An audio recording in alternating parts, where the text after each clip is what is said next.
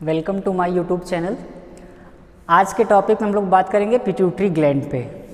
तो सबसे पहले हम लोग जानेंगे कि पिट्यूटरी ग्लैंड का जनरल इंट्रोडक्शन जानेंगे हम लोग उसके बारे में, देन उसका लोकेशन जानेंगे, देन उसका स्ट्रक्चर जानेंगे, देन ब्लड सप्लाई यानी पिट्यूटरी ग्लैंड को ब्लड सप्लाई कैसे होता है। तो आज के टॉपिक में हम लोग स्टार्ट करते हैं पिट्यूटरी ग्लैंड। पिट्यूटरी ग्लैंड को हम लोग हाइपोफाइसिस के नाम से भी जानते हैं। तो यहाँ पे मैं दूसरा नाम भी मेंशन कर दे रहा हूँ, हाइपोफाइसिस। देखिए पिट्यूटरी ग्लैंड होता है, इसको हम बोलते हैं कि smallest gland, smallest endocrine gland. यानी हमारे बॉडी के अंदर जितने भी एंडोक्राइन ग्लैंड्स हैं उन सभी एंडोक्राइन ग्लैंड्स में जो सबसे छोटा ग्लैंड होता है वो कौन सा है? Pituitary gland. दूसरा, it is pea shaped, it is pea shape यानी ये मटर के दाने की तरह होता है। दूसरा, अगर नेक्स्ट पॉइंट हम लोग बात करें, जो पिट्यूटरी ग्लैंड है, ये पिट्यूटरी ग्लैंड लोकेशन की हम लोग बात कर रहे हैं। तीसरा पॉइंट हम लोग बात करेंगे लोकेशन की, कि जो पिट्यूटरी ग्लैंड है वो कहाँ पे लोकेट है, कहाँ पे प्रेजेंट है। तो it is present in hypophyseal fossa, hypophyseal fossa, hypophyseal fossa. अब सबसे पहले जानना पड़ेगा कि हाइपोफिजियल फोसा क्या है। देखिए हाइपोफिजियल फोसा क्या है, तो it is deepest part of sella turcica of sphenoid bone, sphenoid bone. देखिए स्फेनॉइड बोन क्या है? स्फेनॉइड बोन स्कल बोन का एक पार्ट है। स्कल के अंदर एक बोन होता है जिसको हम बोलते हैं स्फेनॉइड बोन, और इस स्फेनॉइड बोन के अंदर एक डिप्रेशन रहता है, उस डिप्रेशन को हम लोग बोलते हैं सेला टर्सिका। और इस सेला टर्सिका का जो सबसे डीपेस्ट पार्ट रहता है, उसी डीपेस्ट पार्ट में प्रेजेंट रहता है पिट्यूटरी ग्लैंड। और उस पार्ट को जहाँ पर सेला टर्सिका का वो पार्ट जहाँ पे पिट्यूटरी ग्लैंड प्रेजेंट रहता है उसको हम लोग बोलते हैं हाइपोफिजियल फोसा। इसको हम लोग डायग्राम के थ्रू समझते हैं। तो देखिए हम लोग यहाँ पे इसको समझने के लिए मैं आपको ब्रेन का सुपेरियर व्यू ड्रॉ कर रहा हूँ। ब्रेन का सुपेरियर व्यू का मतलब क्या बेटा? जैसे ये ब्रेन है, इस ब्रेन को हम लोग ऐसे निकाल करके इसको ऐसे उल्टा करके देखेंगे तो जो व्यू दिखेगा हम लोग उसको बोलेंगे सुपेरियर व्यू। तो ब्रेन के यानी स्कल के सुपेरियर व्यू की अगर हम लोग बात करें बेटा, तो स्कल के सुपेरियर व्यू में सबसे पहले आपको सेंट्रल पोजीशन में एक ओपनिंग मिलती है। इस ओपनिंग को हम लोग बोलते हैं बेटा foramen magnum. This opening is called as foramen magnum. Foramen magnum बेटा स्कल का वो पार्ट है जिसके थ्रू स्पाइनल कॉर्ड अटैच रहता है। यानी जो ब्रेन है, जो स्कल है, इस स्कल में स्पाइनल कॉर्ड जिस पार्ट के साथ अटैच रहता है बेटा, उसी पार्ट को हम लोग बोलते हैं फोरामेन मैग्नम। इस फोरामेन मैग्नम के ये बिहाइंड पोर्शन है, ये एंटीरियर पोर्शन है। यानी ये जो पोर्शन है ये यहाँ पे है और ये जो पीछे का पोर्शन बेटा वो यहाँ पे है। तो जो पोस्टेरियर पोर्शन है बेटा, इस पोस्टेरियर पोर्शन में आपको कौन कौन से बोन्स मिलते हैं? पोस्टेरियर पोर्शन में आपको मिलेगा बेटा occipital bone, occipital bone, then there is parietal bone, occipital bone, this is parietal bone। now occipital bone के बाद नेक्स्ट यहाँ पे क्या मिलेगा आपको? there is temporal bone। तो ये जो एरिया होगा बेटा ये कौन से बोन को रिप्रेजेंट कर रहा है? Temporal bone. And after temporal bone, temporal bone के बाद बेटा यहाँ पे आपको जो एरिया दिखेगा इसी को हम लोग बोलते हैं बेटा स्फेनॉइड बोन। यानी ये जो बोन है इसको हम बोलेंगे बेटा क्या क्या? Sphenoid bone. और इसी स्फेनॉइड बोन का बेटा जो डीप पार्ट है, इस deep part of sphenoid bone को हम लोग बेटा बोलते हैं सेला टर्सिका।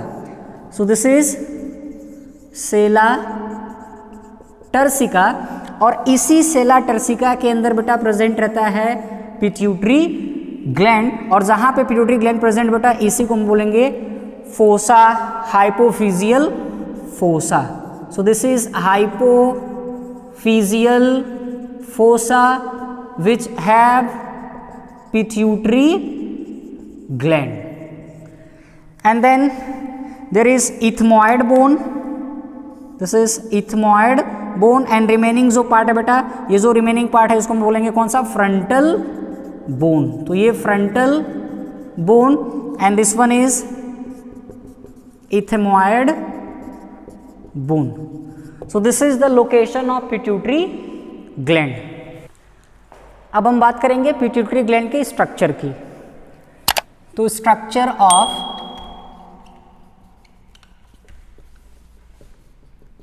पिट्यूटरी ग्लैंड, देखिए जो पिट्यूटरी ग्लैंड है, ये पिट्यूटरी ग्लैंड दो पार्ट में डिवाइड रहता है बेटा। जो पिट्यूटरी ग्लैंड है वो दो पार्ट में डिवाइड रहता है। तो एक को हम लोग बोलते हैं एडिनो हाइपोफाइसिस और दूसरे पार्ट को हम लोग बोलते हैं न्यूरोहाइपोफाइसिस। न्यूरोहाइपोफाइसिस। एडिनोहाइपोफाइसिस के अंदर दो लोब होते हैं जिसको हम लोग बोलते हैं एंटेरियर लोब और दूसरे को बोलते हैं बेटा इंटरमीडिएट लोब, है ना। एडिनोहाइपोफाइसिस के अंदर दो लोब होते हैं, एंटेरियर लोब और इंटरमीडिएट लोब, जबकि न्यूरोहाइपोफाइसिस ये इटसेल्फ एक लोब की तरह काम करता है, इसलिए हम लोग इसको बोलते हैं पोस्टेरियर लोब।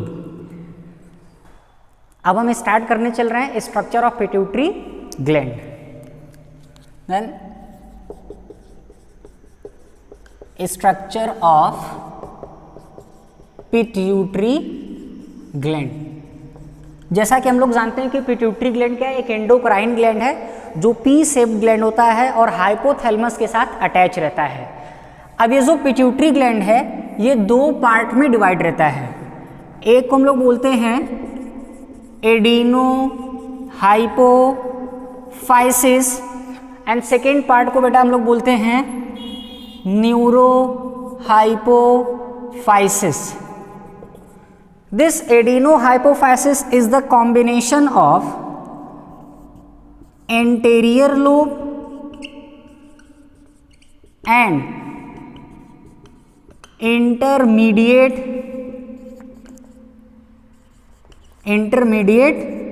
lobe, जबकि जो न्यूरोहाइपोफाइसिस होता है ये न्यूरोहाइपोफाइसिस रिप्रेजेंट करता है पोस्टेरियर लोब को। तो represent posterior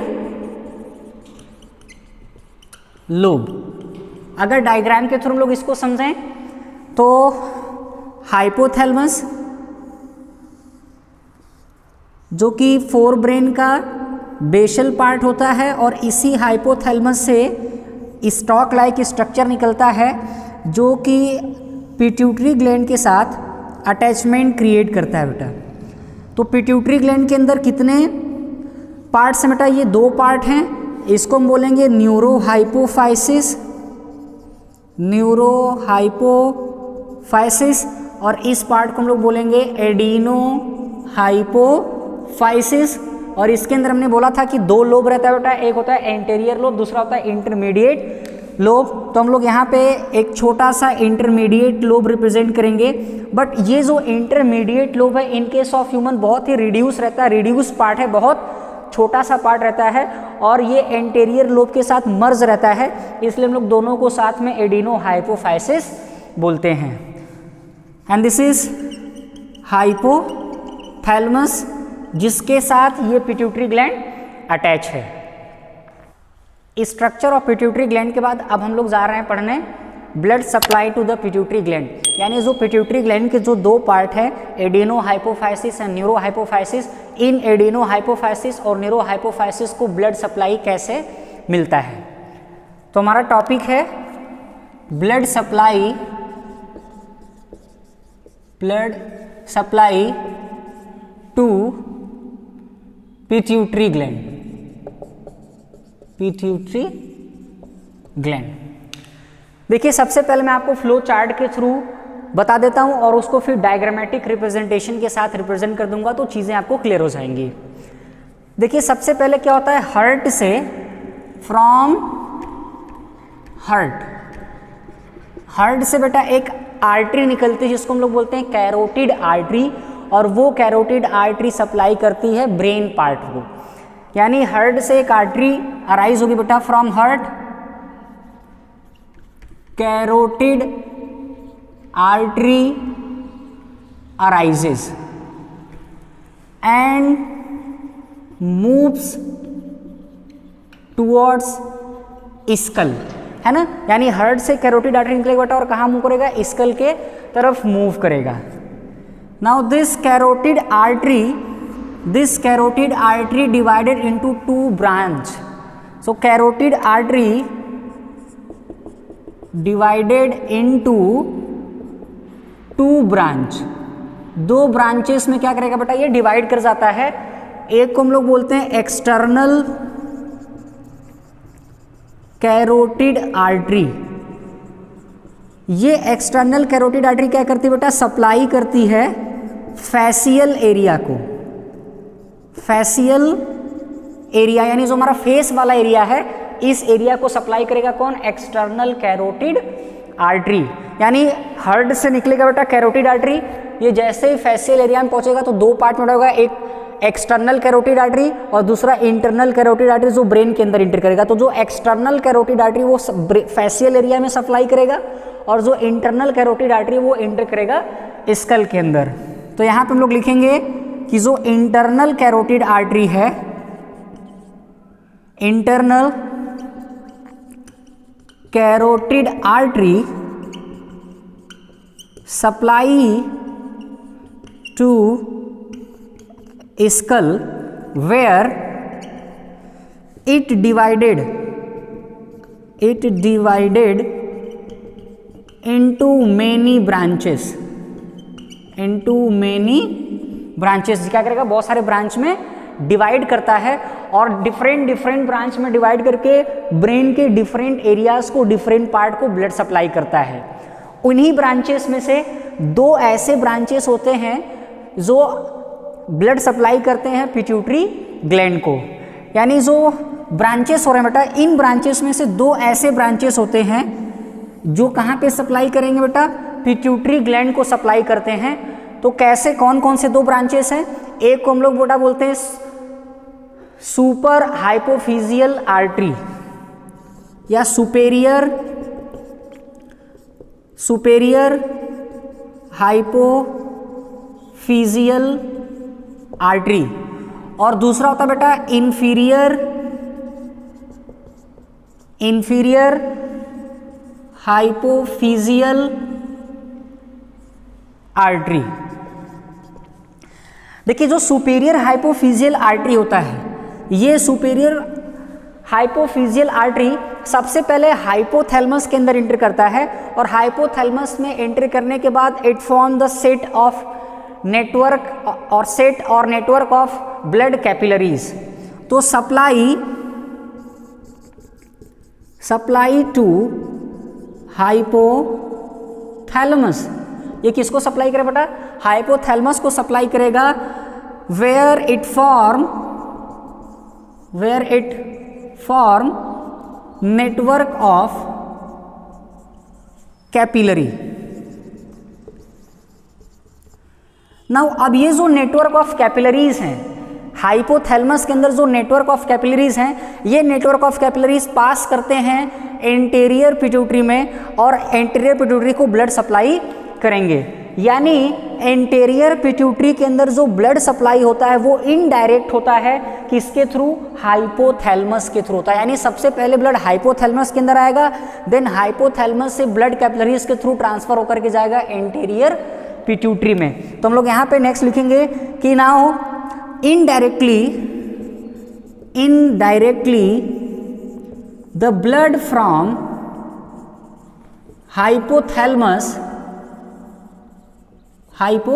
thalamus supplied to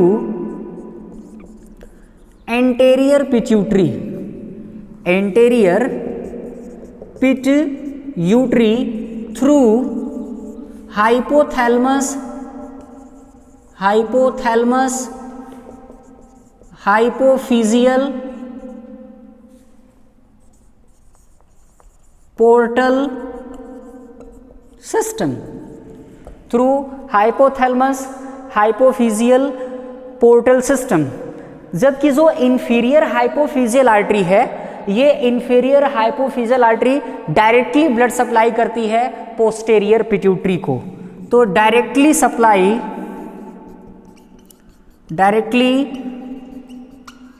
supply to posterior pituitary, है ना। यानी एक बार फिर से मैं इस फ्लो चार्ट को एक्सप्लेन करता हूं आपको। देखिए हार्ट से कौन सी आर्टरी निकलती बेटा, कैरोटिड आर्टरी, हार्ट से कैरोटिड आर्टरी निकला बेटा। ये कैरोटिड आर्टरी क्या करेगा, स्कल की तरफ मूव करता है, और जब स्कल की तरफ मूव करता है बेटा तो दो पार्ट में डिवाइड होता है, एक फेशियल एरिया में चलाता है, फेस वाले एरिया में चलाता है, और दूसरा चलाता है बेटा स्कल के अंदर, ब्रेन के अंदर जाता है। तो जो फेशियल एरिया में जा रहा है हम लोग उसको बोलेंगे एक्सटर्नल कैरोटिड आर्टरी, जो फेशियल एरिया में सप्लाई करेगा ब्लड का। दूसरा होता है बेटा इंटरनल कैरोटिड आर्टरी, और ये इंटरनल कैरोटिड आर्टरी कहाँ सप्लाई करेगा बेटा, ब्रेन के अंदर। अब ये ब्रेन के अंदर जैसे ही सब एंटर करता है इंटरनल कैरोटिड आर्टरी, ये बहुत सारे ब्रांचेस में डिवाइड होता है, और बहुत सारे ब्रांचेस में डिवाइड होकर के ब्रेन के डिफरेंट पार्ट को ब्लड सप्लाई करता है। उसमें से दो ब्रांचेस ऐसे होते हैं जो पिट्यूटरी ग्लैंड को सप्लाई करते हैं, उनको हम लोग बोलते हैं सुपेरियर हाइपोफिजियल आर्टरी, और दूसरे को हम लोग बोलते हैं बेटा इंफीरियर हाइपोफिजियल आर्टरी। अब ये जो सुपेरियर हाइपोफिजियल आर्टरी है, ये सबसे पहले रीच करेगा हाइपोथैलमस के अंदर। हाइपोथैलमस के अंदर जाने के बाद ये नेटवर्क ऑफ कैपिलरीज बनाएगा, और वो network of capillaries again reach करते हैं एंटेरियर पिट्यूटरी, जिसको हम लोग बोलते हैं हाइपोथैलमस हाइपोफिजियल पोर्टल सिस्टम।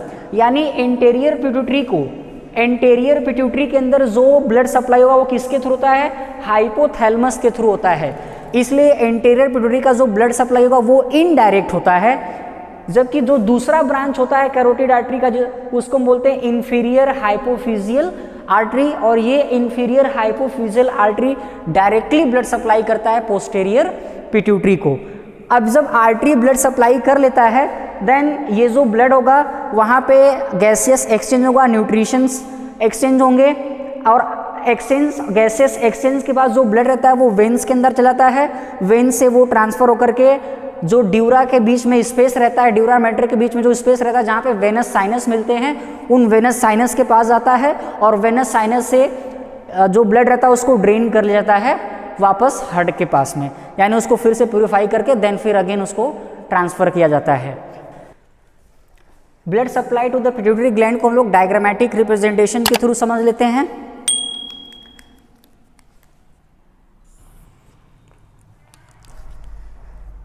देखिए हमने आपको बताया था कि सबसे पहले जो हार्ट रहेगा बेटा, इस हार्ट से हम लोग यहाँ पे अगर हार्ट की बात कर लें, यहाँ पे रिप्रेजेंट कर लेना हम लोग किसको, हार्ट को। तो हार्ट से बेटा एक आर्टरी निकलता है जिसको हम लोग क्या बोलेंगे, कैरोटिड आर्टरी। यानी ये कैरोटिड आर्टरी कहाँ सप्लाई करेगा बेटा, upper part of the body, है ना। इसको हम लोग क्या बोल रहे थे, कैरोटिड आर्टरी।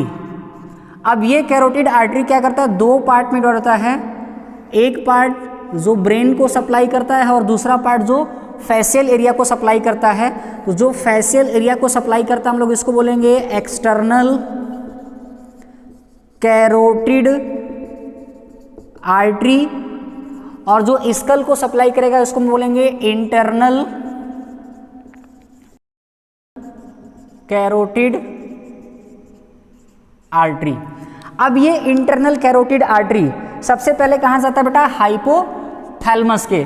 यानी जो इंटरनल कैरोटिड आर्टरी ये बहुत सारे ब्रांचेस में डिवाइड होगा बेटा, ये बहुत सारे ब्रांचेस में क्या करता है, डिवाइड करता है, जिसमें से जो दो ब्रांचेस होते हैं बेटा वो कहाँ जाते हैं, वो जाते हैं बेटा पिट्यूटरी ग्लैंड के पास। तो अगर हम लोग यहाँ पे डायग्राम के थ्रू अगर दिखाएं, ये अगर हम लोग मान लें कि बेटा ये यहाँ पे क्या है, हाइपोथैलमस है, और इस हाइपोथैलमस के साथ यहाँ पे अटैच है बेटा कौन सा, पिट्यूटरी ग्लैंड। और ये एंटेरियर पिट्यूटरी है, A for anterior and this is P for posterior pituitary. तो सबसे पहले क्या होगा बेटा, यहाँ पे जो ब्रांचेस हैं, एक पहला जो ब्रांच आ रहा है वो एंटर करेगा हाइपोथैलेमस के अंदर और इस ब्रांच को हम बोलेंगे सुपीरियर हाइपोफिजियल आर्टरी। ये सुपीरियर हाइपोफिजियल आर्टरी क्या करेगा बेटा, बेड या सेट ऑफ कैपिलरीज बनाएगा, कहाँ पे, हाइपोथैलेमस के अंदर, और यहाँ से जो ब्लड सप्लाई रहेगा वो वापस किया जाएगा कहाँ पे, एंटेरियर पिट्यूटरी पे। अब इस डायग्राम को मैं यहाँ पे बनाऊंगा, अभी सेपरेटली बनाऊंगा, फिलहाल आप इसको देखिए कि जो इंटरनल कैरोटिड आर्टरी होती है वो ब्रांचिंग करती है और ब्रांचिंग करके जो सुपीरियर हाइपोफिजियल आर्टरी रहता है बेटा वो कहाँ पे आता है, हाइपोथैलेमस के अंदर आता है और यहाँ पे नेटवर्क बनाता है कैपिलरीज का, देन ये ट्रांसफर होता है कहाँ पे, एंटेरियर पिट्यूटरी के अंदर। यानी एंटेरियर पिट्यूटरी के अंदर जो ब्लड सप्लाई बेटा वो इनडायरेक्ट है, जबकि जो दूसरा ब्रांच है बेटा, इस दूसरे ब्रांच को हम लोग बोलते हैं, ये जो दूसरा ब्रांच आ रहा है इसको हम लोग बोलेंगे इंफीरियर हाइपोफिजियल आर्टरी, और ये inferior hypophyseal artery directly supply करता है बेटा किसको, पोस्टेरियर पिट्यूटरी को। तो इस डायग्राम को हम लोग यहाँ से कट करते हैं बेटा और यहाँ पे डिटेल में ड्रॉ करके आपको दिखाता हूं मैं। देखिए सबसे पहले क्या रहता है बेटा, हाइपोथैलेमस,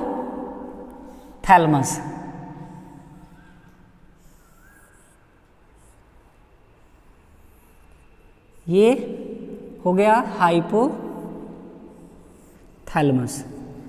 और इस हाइपोथैलेमस से बेटा यहाँ पे anterior pituitary, posterior pituitary, then there is anterior pituitary, this one is anterior pituitary, this is posterior pituitary. तो सबसे पहले बेटा कौन सी आर्टरी आ रही है, सबसे पहले जो आर्टरी आ रही बेटा इसको हम लोग बोल रहे हैं सुपेरियर हाइपोफिजियल आर्टरी, और ये सुपीरियर हाइपोफिजियल आर्टरी हाइपोथैलेमस के अंदर एंटर करता है and near to the infundibulum. Infundibulum का बेटा कौन सा पार्ट है, इनफंडिबुलम वो पार्ट है जो हाइपोथैलेमस और पिट्यूटरी ग्लैंड का जंक्शन पॉइंट होता है बेटा, उसको हम लोग बोलते हैं इनफंडिबुलम। तो near to the infundibulum it form network of capillaries, near to the infundibulum it form network of the capillary, जिसको हम लोग बोलते हैं फर्स्ट सेट ऑफ कैपिलरी, यानी फर्स्ट सेट ऑफ कैपिलरी। अब इस फर्स्ट सेट ऑफ कैपिलरीज के अंदर बेटा कौन से ब्लड, ऑक्सीजनेटेड ब्लड है, और ये ब्लड कहाँ प्रेजेंट है, हाइपोथैलेमस के अंदर। इस फर्स्ट सेट ऑफ कैपिलरी से बेटा कुछ लॉन्ग ब्लड वेसल्स निकलते हैं और वो long blood vessels directly supply करते हैं बेटा किसको, एंटेरियर पिट्यूटरी को। और जो ब्लड सबसे पहले आया था हाइपोथैलेमस के अंदर, यही blood in long blood vessels के थ्रू रीच करेगा बेटा कहाँ पे, एंटेरियर पिट्यूटरी के अंदर, एंटेरियर पिट्यूटरी के पास पहुंचेगा बेटा। और एंटेरियर पिट्यूटरी के पास पहुंचने के बाद again it make the second set of network of capillary. So this is second set of capillaries, है ना, यानी जो ब्लड बेटा वो इनडायरेक्टली सप्लाई हुआ किसको, एंटेरियर पिट्यूटरी को। जबकि जो दूसरा ब्रांच आ रहा था बेटा, दूसरे ब्रांच को हम लोग बोल रहे थे क्या, इंफीरियर हाइपोफिजियल आर्टरी, है ना। दूसरे ब्रांच को हम लोग क्या बोल रहे थे बेटा, दूसरे ब्रांच को हम लोग बोल रहे थे इंफीरियर हाइपोफिजियल आर्टरी। और ये इंफीरियर हाइपोफिजियल आर्टरी क्या करेगा बेटा, डायरेक्टली एंटर करता है पोस्टीरियर पिट्यूटरी में, जहां पे ये क्या बनाएगा, it will make the network of blood capillaries. अब इस ब्लड कैपिलरीज से बेटा क्या निकलेंगे, वेन्यूल्स निकलेंगे जो वेनलेट बनाएंगे, और वेनलेट वापस कहाँ जाएगा, ड्यूरामेट्रिक स्पेस में यानी वेनस साइनस में, और वहां से ब्लड को ड्रेन कर लिया जाता है बेटा। इसमें मैं आपको एक चीज और बताना चाहूंगा कि कैसे हाइपोथैलेमस पिट्यूटरी ग्लैंड को हार्मोन सप्लाई करता है, या जो भी इनहिबिटरी या रिलीजिंग फैक्टर हाइपोथैलेमस से रिलीज होते हैं वो कैसे एंटीरियर पिट्यूटरी के पास जाते हैं। देखिए हाइपोथैलेमस के पास 3 न्यूक्लियस होते हैं, हम लोग पहले भी बात कर चुके हैं। एक को हम लोग बोलते हैं आर्क्यूएट न्यूक्लियस। तो यहाँ पे सबसे पहले जो बेटा ये आर्क्यूएट न्यूक्लियस रहता है, ये आर्क्यूएट न्यूक्लियस से जो भी नर्व फाइबर्स निकलते हैं बेटा, वो नर्व फाइबर्स टर्मिनेट हो जाते हैं कहाँ पे आकर के, फर्स्ट सेट ऑफ कैपिलरीज पे। यानी ये जो हमारा कौन सा न्यूक्लियस बेटा, आर्क्यूएट न्यूक्लियस। तो इस आर्क्यूएट न्यूक्लियस से बेटा जो भी एक्सॉन्स निकलते हैं वो एक्सॉन्स निकलते हैं और आकर के टर्मिनेट हो जाते हैं फर्स्ट सेट ऑफ कैपिलरीज पे, और यहाँ पे वो इनहिबिटरी फैक्टर्स या रिलीजिंग फैक्टर्स को रिलीज कर देते हैं। और ये इनहिबिटरी फैक्टर, रिलीजिंग फैक्टर्स अब इस ब्लड कैपिलरीज के थ्रू ट्रांसफर होते हैं एंटेरियर पिट्यूटरी के पास में, और इसी ओवरऑल एसोसिएशन को हम लोग बोलते हैं बेटा हाइपोथैलेमस हाइपोफिजियल पोर्टल सिस्टम। जबकि 2 और न्यूक्लियस होते हैं जिनको हम लोग बोलते हैं पैरावेंट्रिकुलर न्यूक्लियस। इस पैरावेंट्रिकुलर न्यूक्लियस के जो नर्व्स होते हैं, जो एक्सॉन्स होते हैं, वो डायरेक्टली ट्रांसफर करते हैं बेटा कहाँ पे, पोस्टेरियर पिट्यूटरी के पास। तो हम लोग यहाँ पे अगेन नाम को लिख देते हैं बेटा पैरावेंट्रिकुलर न्यूक्लियस। और again there is one more nucleus and this nucleus is called as the supraoptic nucleus, and this supraoptic nucleus again supply to the posterior pituitary. So this is supraoptic nucleus. This supraoptic nucleus release which hormone? This supraoptic nucleus release ADH या vasopressin hormone, anti diuretic hormone और vasopressin hormone. जबकि बेटा जो paraventricular nucleus होता है बेटा, ये क्या रिलीज करता है, it release oxytocin hormone. So this is the diagrammatic representation of blood supply to the pituitary gland.